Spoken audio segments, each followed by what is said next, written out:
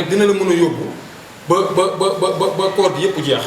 moo tax ci ndog yooyu lañ nekk doon ko jox nag famille yi nga xamante ni si wax dëgg fa neex yàlla seen loxo jotul seen i gannaaw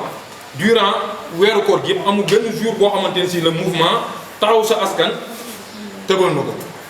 bi ñu jógee ci loolu parce que damay joxe ay date comme Sénégal la ñu nekk le 26 juin 2023 le mouvement taxaw sa askan dafa séddale ay soble ak ay pomme de terre ci période Korité ci période boo xamante ni si askanu Sénégal soxla woon nañu ko muy le 26 juin 2023 bu ñu jógee ci loolu aussi loo xamante ni si tey dama ciy sant ñoo xamante ni si tey su ma waxee dañ naan ma sax bu tudd suñu tur parce que gis nañu tey bi période tabaski bi jotee mu néew mu bëri am na ñoo xamante ni si ci seen i volonté wu bopp daan nañ joxe ay xar tabaski mais dañ ñu dinañ ko def ci turu mouvement taxaw sa askan parce que engagement bi ñu am ci population wu Thiès loolu moom moo tax gis ngeen tabaski aussi tamit boobu niñ ciy taxawee position bu ñu ci am le 18 juillet 2023 ñu ngi def remise de prix aux meilleurs élèves remise de prix boobu aussi tamit je pense que ni képp koo xamante ni si nekk nga ci diwaanu Thiès gis nga acte boobu noonu ñu jox élèves yi nga xamante ni si vraiment gis nañ ni ñi ngi góorgóorlu ci seen jàng loolu moom moo tax ñu def loolu. ba ñu fa jógee le 24 août 2023 def nañu benn don de sang accompagné ko ak remise de don ci daara yi gis ngeen bu ngeen duggee ci sama page gis ngeen liñ ci jot a def nañu don de sang fii ci quartier bi dem ci daara yi lu ci mel ni daara Thierno Djibril wax image yaa ngi fi Oustaz Lamine Gueye ak Oustaz Harouna gis ngeen témoignage yi ñuy def ci mouvement taxawu sa askan bi ñu jógee ci loolu le 9 septembre ba léegi ñu organiser benn journée de circoncision je pense que ni loolu moom gis nañu ko jël nañu ay xale yoo xamante ni si dañ leen a jël en charge pour defal leen seen xarafal leen vraiment fay seen hospitalisation te vraiment kenn fekk ñu ci lu dul ay ñoo xamante ni si c'est des bonnes volontés yoo xam ne dañu askanu Sénégal rek moo leen taxaw jug loolu moom moo tax ma leen di remercier bu baax a baax ñëpp ñoo xamante ni si yàgg nañu taxaw di jàpp ci développement ak social ak volet entrepreneuriat bi muy wax ci le mouvement taxaw sa askan. ma ñëw nag ci benn point bu am solo bilan bi ma doon def dama ciy tënk la situation actuelle la situation politique du Sénégal actuellement ci loolu laa bëgg a wax dafa am loo xamante ni si daf ma metti ces derniers temps là dama koy adressé ki nga xamante ni si ki ma ci njëkk mooy Mamadou Lamine Massaly ak maître Ousmane Diagne gis nga Sénégal du fowukaay Sénégal du dëkk boo xamante ni si dëkk comédien la ba politicien bu jàpp ne da ngaa fay rek pour nga créer buzz foog ngeen toog ci benn ruup waxtaan pour dem créer benn buzz yóbbante police je pense que ni ay nit mais ñaata nit lañ fi yóbbu commissariat ñu lijjanti lijjanti te problème du am mais maa ngi gis ñoo xamante ni si wax dëgg fa neex yàlla taxaw woo askanu Sénégal créer buzz sonal nit ñi ci loo xamante ni si amul benn sens ci diggante maître Ousmane Diagne ak Massaly ci ay wax yoo xamante ni si ay propos yoo xamante ni si amul ci lenn benn impact ci population wu Thiès ci population wu Sénégal dama bëgg ñu arrêté loolu parce que nit ñi am na leneen lu ñu tar lu dul di jouer seen buzz parce que politique boobu ñuy def muy politique bu yàgg boobu dafa xewee su ma toogee lu yàgg kenn gisuma damay créer benn buzz lenn nag laay wax te li may wax ni waxuma ko pour défendre maître Diagne mais damay wax pour défendre ñun suñu commune bi ñu nekk parce que dama déglu Massaly mu ne benn maire la boo xamante ni si benn petite commune la yor di tuutal suñu commune bi je pense que ne dama koy wax di ko wax mu ñëwaat commune bi muy wax muy commune Thiès Est mi ngi toll ci 21 quartiers ñi naan 22 am na ñu ne sax 23 ndax quartiers yi yokku na moom commune bi mu nekk je pense que ni 17 quartiers la xaw ma 15 quartiers mënu ko gagné muy commune ouest kon je pense que ni moom buy tuutal suñu commune bi moom commune ba mu nekk te politicien dañuy wax un homme politique da nga war a am base kon moom war na xoolaat boppam moom 15 quartiers mënu ko gagné di xas suñu commune bi je pense que ni kon Massaly war nga xoolaat sa bopp commune bi ñu nekk muy commune Thiès Est dafa bokk ci commune yi nga xamante ni si bokk na ci commune yi gën a mag ci Thiès ville je pense que ni boo xoolee élection locale yi nombre d'inscrits ak nombre de votants yi wane na ko kon nag boo tuutalee suñu commune tuutaloo maître Diagne mais képp ku toog nekk ci commune Thiès Est tuutal nga ko moo xam muy R100 mooy xam muy Sampaate moo xam fu mu ci mën a nekk tuutal nga ko te joxoo ko respect moo tax ma lay tontu ni la bu dee commune bi dafa ndaw yow am nga commune bu ko gën a ndaw te fexe woo gagné ko ndax yow sa kër sax mënu ko gagné loolu man maa la koy wax waxuma nag pour défendre Ousmane Diagne mais dama lay wax pour que nga changer sa méthode politique dafa dépassé xaste politique dafa dépassé saaga politique dafa dépassé waxante lu ñaaw mais politique dafa toll ci débat d'idées indi ay idées yoo xamante ni si da nga koy teg ku nekk am nga droit défendre ki la neex défendre sa bët mais nañ ko teg ci ay idées yu leer ak ay idées yu clair def ko ci respect def ko ci fair play mais ni ngay doxalee ci politique man d'accorduma ko bu problème amee rek foog nga génne ay nit keroog gis naa bi problème bi amee nga dajale sa ñetti booy dugal leen ci taxi naan maa nangam di def ay buzz il faut que nga arrêté loolu fii Thiès la ñu dëkk Thiès la ñu juddoo Thiès la ñu yaroo koo xas mun na la xas koo wax lu ñaaw mun na la wax lu ñaaw te yow PCA bi nga nekk actuellement ci la ñuy xam ni bu doon ci politique rek lañ ko def amoo benn compétence bu tax ñu fal la loolu nga nekk amoo benn compétence bu figuré wu depuis bi nga duggee ci politique parce que li ne njëkk a fal ci politique mooy PCA port loolu je pense que ni am na lu muy wane mooy que ni Sénégal ni ñuy tappee nit ci politique loolu aussi dañ ko war a xoolaat man ci point boobu laay nekk dañoo sonn ci seen détails yi bu ngeen amee ay problème ay problème yoo xam ne c'est personnel dem leen ngeen régler ko ailleurs mais ñun suñu yoon nekku ci point boobu loolu laa ciy wax bu ma ñëwee ci situation ba léegi am na lu fi jot a xew muy élection yi nga xamante ni si président Macky Sall pousse na ko ci loolu laay wax man balaa may wax ci élection dama bëgg a waxtaan ak askanu Sénégal gis nga dafa am benn problème boo xamante ni si de passage dama koy nuyu musuma jënd kartam musuma milité ci parti muy le président Ousmane Sonko képp kuy Sénégal amoon nga ko njukkal de passage aussi damay nuyu ñi nga xamante ni si teew nañ fi yëpp di nuyu ki nga xamante ni si mi ngi suñu koñ dëkk fii nekk ak ñun muy le maire de la ville de Thiès docteur Babacar Diop ñu gis aussi li muy œuvre ci social di jàppale nit ñi ñun kenn moomuñu même bu ñu amee ay coloration politique am na loo xamante ni bu ñu ko gisee dañ koy wax ñu ngi koy sant mais damay ñëwaat tuuti ci li nga xamante ni si moom moo xew ci pousse bi ñu pousse élection yi dégg naa ñu ciy wax di indi ay article di indi ay nangam droit nangam ak nangam mais man balaa muy wax ci loolu ci tënk bu gàtt Sénégal dafa nekk gis nga kër boo koy tabax da ngay fexe ba fondement bi nga assuré ko Sénégal fondement depuis 1960 dara da cee baax dama leen di wax da ngay dem ci constitution États-Unis nga dem ci seen livre bi ñu bind ci seen constitution bi xam nga ñaata page la 10 pages boo ko liiree 10 pages boo demee ci bu France 23 pages nga ñëw bu Sénégal 32 pages boo xamante ni si ñi ko tëgg bañ ko tëggee ñii fi toog ñëpp amul kenn ku la mën a wax benn article wala benn araf ci constitution au Sénégal te loolu c'est anormal je pense que ni man d'accord naa ci ñu pousse élection yi mais buñ ko poussé dañoo waroon dem ci référendum boobu mooy lan moo ñuy may ñu tegaat beneen constitution bu bees moo ñuy may ñu am la séparation des pouvoirs moo ñuy may ñu am pouvoir judiciaire mu xam lan mooy ay compétent moo ñuy may ñu xam pouvoir législatif ñu xam lan mooy ay compétent moo ñuy may ñu xam li nga xamante ni si fu le président di jaaree di jaay nit ñi doole muy pouvoir exécutif lan mooy compétent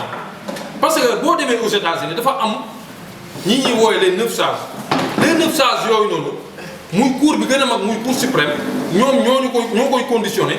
ba président de la république mënul orchestrer mënul def loo xamante ni si dëppoowul ak ñoom di seen justice su réew bëgg. Prise de ça tourne dans 5, 4, 3, 2, 1.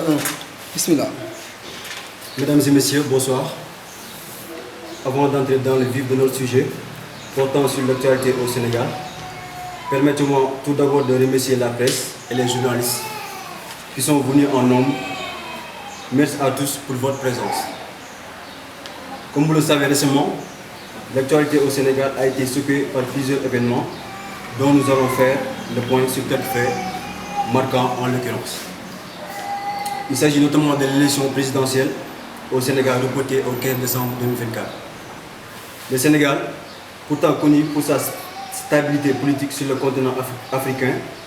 traverse depuis ce samedi 3 février 2024 l'une des plus graves crises politiques de son histoire. En cause, l'annonce du report de l'élection présidentielle par le président Macky Sall. À seulement 3 semaines du scrutin. C'est la première fois depuis 1963 qu'une élection présidentielle au suffrage universel direct est reportée au Sénégal,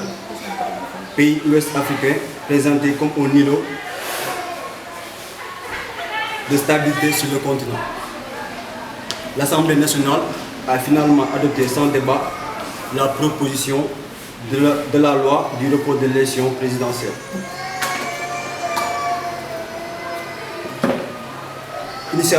initialement prévu le 25 février 2024 au 15 décembre 2024, laissant ainsi au pouvoir le président sortant jusqu'à l'entrée en fonction d'un nouveau chef de l'État. Le vote s'est déroulé sans une partie des députés opposés à ce report, qui sont sortis de la salle. Le projet de loi a été adopté à la quasi-unanimité avec 105 voix pour une voix contre. Ce projet de loi étend par ricochet la durée du mandat du président de la République, lui qui a promis de ne pas se représenter. Il va pouvoir rester au pouvoir 10 mois de plus, le temps qu'un nouveau président soit élu. Or, ces dispositions violent la Constitution, et notamment les articles 27 et 103. Ces derniers, interdisant une quelconque modification du mandat du président, argumentent les députés de l'opposition qui dénoncent avec ce texte un coup d'État institutionnel. 7 jours après le vote du report de l'élection présidentielle, les tensions sont au plus haut entre la population et le gouvernement en place. Malheureusement, ce report de l'élection présidentielle installe au Sénégal une crise institutionnelle. En effet, le 9 février dernier, des manifestants sont descendus dans la rue pour clamer haut et fort leur opposition à ce qu'ils qualifient de coup d'État institutionnel. Mais comme il fallait s'y attendre, ils ont eu en face d'eux les forces de l'ordre qui n'ont pas allé de main morte pour réprimer la manifestation. Ce report de l'élection présidentielle entraîne des violences et une vague de répression. L'autre aspect, nous allons parler des morts enregistrés lors des manifestations à la suite du report de l'élection présidentielle. Le Sénégal s'enfonce dans la crise. Le vendredi 9 février 2024,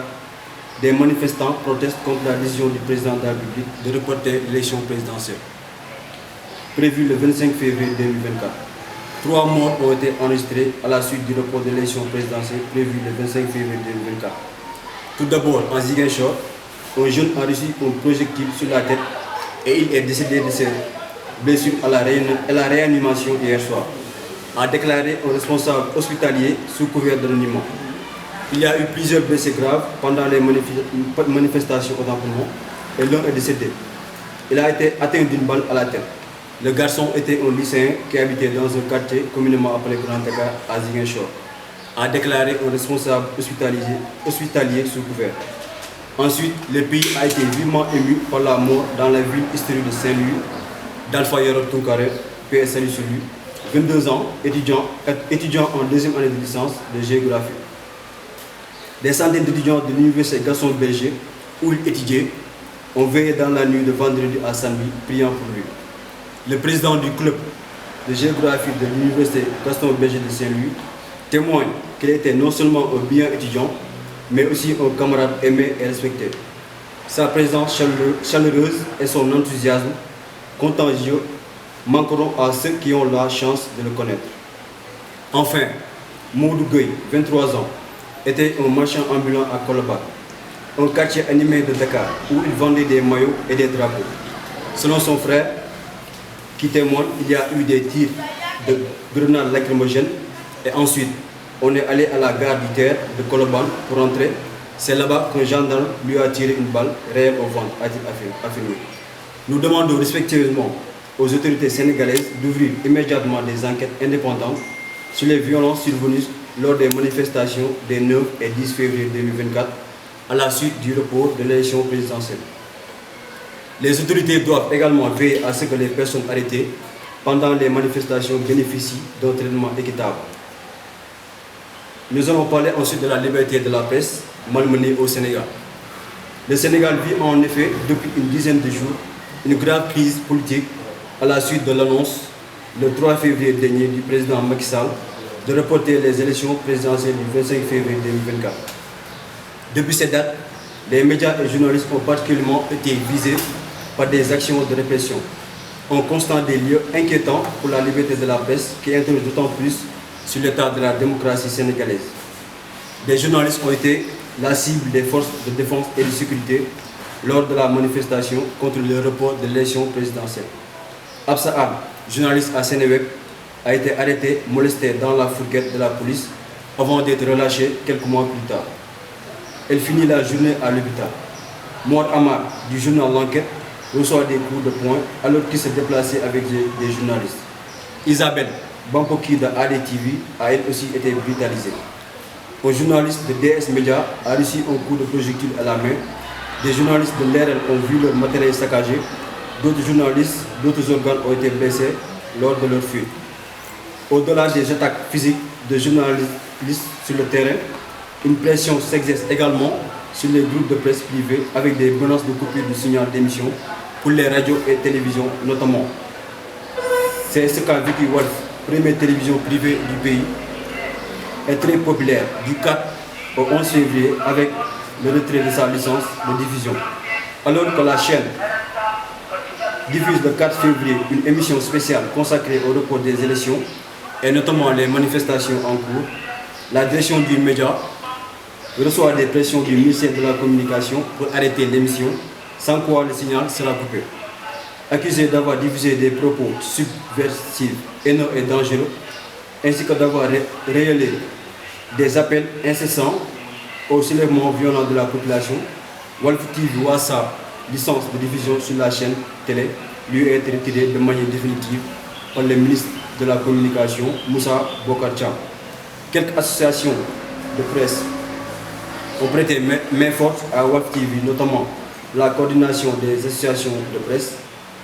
le syndicat professionnel de l'information et de la communication au Sénégal. Après une période de tension suite à la coupure de son signal, la chaîne de télévision sénégalaise Walf TV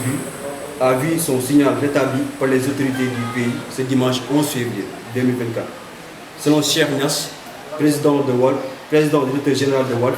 cette décision fait suite à une médiation présidentielle au cours d'une audience accordée aux parties prenantes où le président a accepté la restitution de la licence. Le Sénégal est depuis longtemps considéré dans la région comme un exemple de la manière dont une démocratie peut encourager la liberté d'expression,